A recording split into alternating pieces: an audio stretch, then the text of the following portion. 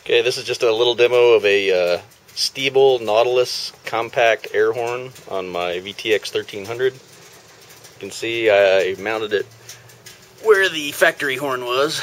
I may end up moving it. I may end up replacing it with a chrome one. I'm not quite sure. The position actually works pretty well. It's just a visual thing. Here's a little demo of what it sounds like. Kind of hard to get perspective, so let me start the bike.